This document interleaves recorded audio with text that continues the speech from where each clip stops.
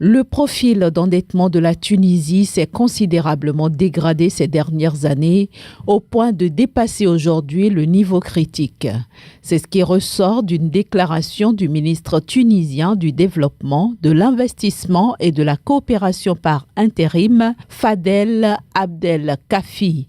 Selon ce dernier, le ratio d'endettement dette publique PIB a dépassé 115%, déclenchant ainsi l'alarme des institutions financières, notamment le Fonds monétaire international.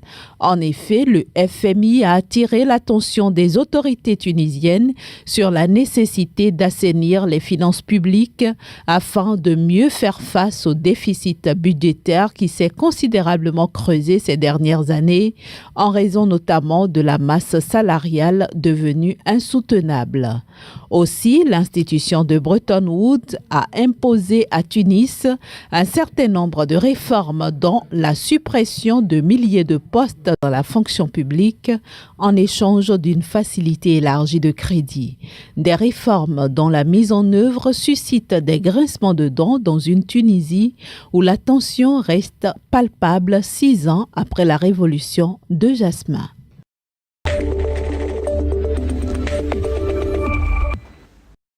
L'Algérie s'oppose à tout recours à l'endettement pour financer son déficit.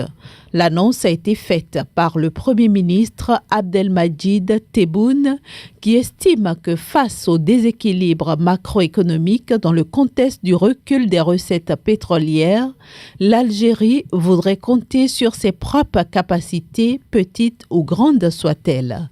Selon lui, il est hors de question de recourir à l'endettement extérieur ou même d'y penser.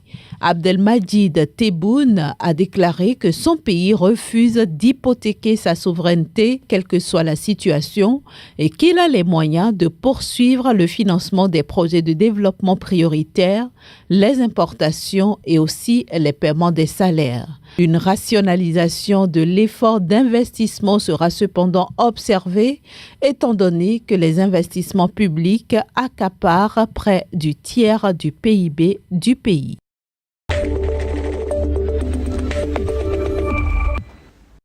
Lancement à Bigan de l'Institut panafricain de la gouvernance économique et financière, IPAGEF. S'exprimant à l'occasion, le professeur Charles Momoni, directeur général de l'Institut des relations internationales et des études stratégiques du Bénin, a traduit les ambitions nourries par ses initiateurs. L'harmonisation et l'uniformisation des méthodes de bonne gouvernance économique et financière des pays africains en général et ceux de l'espace francophone en particulier en vue de l'amélioration notable de leur classement sur les palmarès mondiaux de la gouvernance. Une initiative soutenue également par l'Université francophone de Laval au Québec et les autorités ivoiriennes.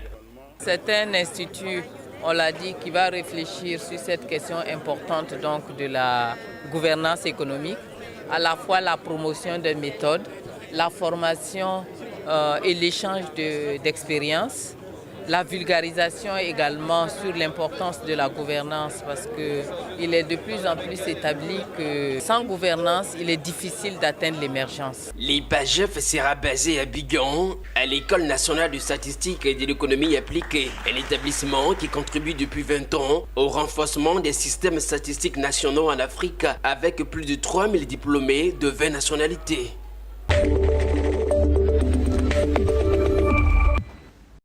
Les importations de ciment sont temporairement interdites au Gabon.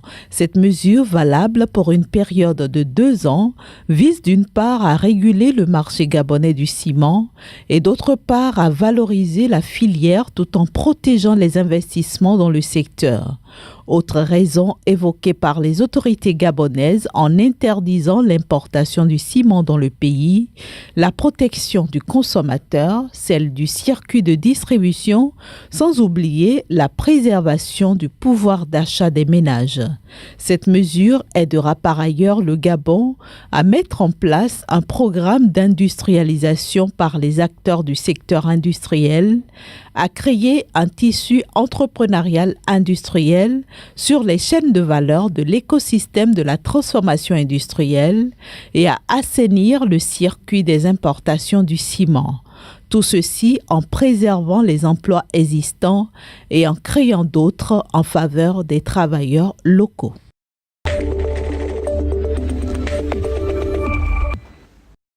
4,44 milliards de dollars. Ainsi s'élève l'enveloppe financière consacrée par l'Algérie aux importations alimentaires au premier semestre 2017, ce qui équivaut à une progression de 9,6% par rapport à l'année 2016 où cette enveloppe était de 4,05 milliards de dollars.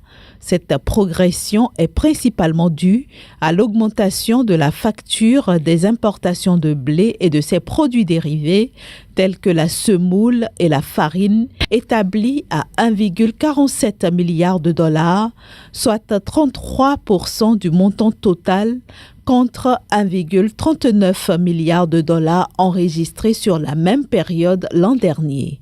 La tendance est également à la hausse pour d'autres produits alimentaires, notamment le lait, plus 54,2%, la viande, plus 12,2% et les légumes secs, plus 8,35%.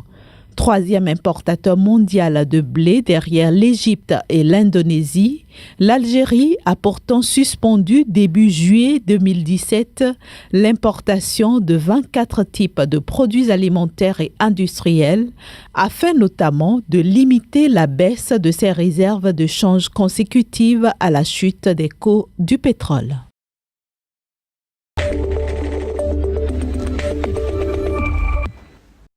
Alfonso Mario Dasti se foule pour la toute première fois le sol ivoirien. Accompagné d'une délégation ministérielle, le diplomate espagnol a été reçu par le ministre des Affaires étrangères ivoirien Marcela Montano, qui s'est réjoui de la réouverture du bureau économique d'Espagne à Abidjan, qui a déjà organisé la visite de plus de 110 entreprises espagnoles en Côte d'Ivoire. Au cours d'une séance de travail qui a suivi les échanges, les deux parties ont identifié les possibilités de coopération dans les domaines de l'éducation, du transport et surtout des énergies renouvelables où l'Espagne possède une grande expertise. À cet effet, un mémorandum de coopération politique entre les deux pays a été signé. Nous fondons beaucoup d'espoir dans la reprise de cette coopération. Nos deux pays ont une vieille tradition au niveau bilatéral et un potentiel important de part et d'autre qui mériterait d'être développé. Nous sommes prêts à explorer toutes les possibilités.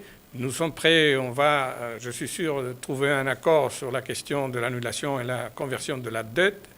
Le gouvernement espagnol vient de valider un plan d'annulation de la dette de la Côte d'Ivoire. Les autorités ivoiriennes, se félicitant de cette décision du gouvernement espagnol, ont indiqué dans un communiqué de la présidence ivoirienne que cette annulation ouvre la voie à une coopération économique, financière et commerciale importante entre la Côte d'Ivoire et l'Espagne. «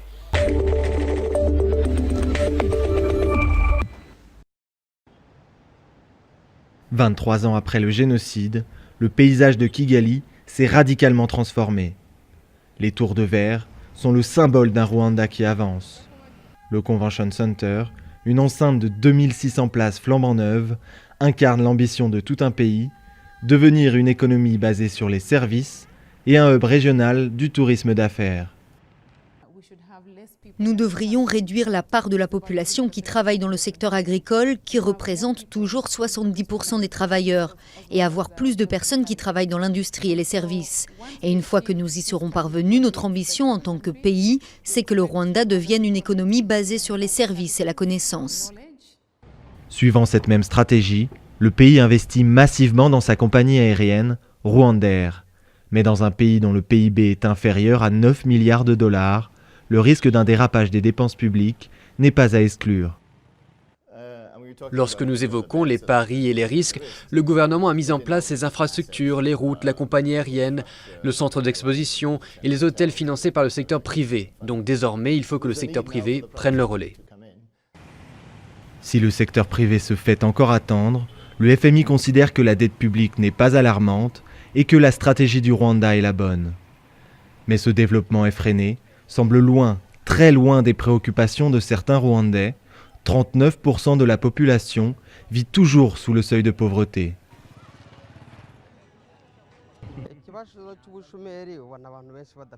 Ici, il y a beaucoup de chômage. Comme vous voyez, beaucoup de gens restent au bord de la route et n'ont pas d'emploi. Alors le développement, c'est bien, mais ça devrait nous donner du travail. En 10 ans, plus d'1 million de personnes sont sorties de l'extrême pauvreté, même si, selon la Banque mondiale, le Rwanda reste le pays d'Afrique centrale où les inégalités sont les plus grandes.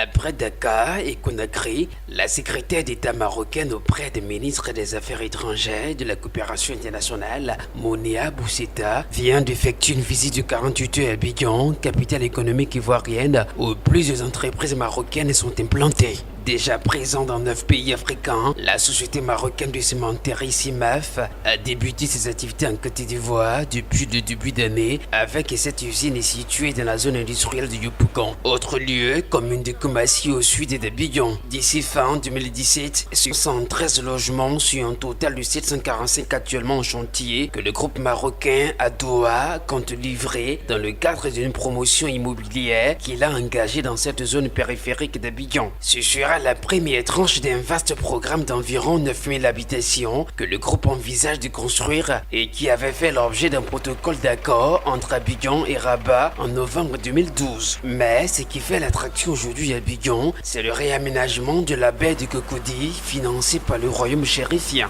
Le plan global de réaménagement de la baie de Cocody prévoit notamment la réalisation d'un viaduc, d'un parc urbain et d'un port de plaisance, ainsi que des espaces de loisirs, des infrastructures d'assainissement et des installations commerciales. Le coût total de cet aménagement, dont le premier volet doit s'achever en 2019, est compris entre 100 milliards et 200 milliards de francs CFA.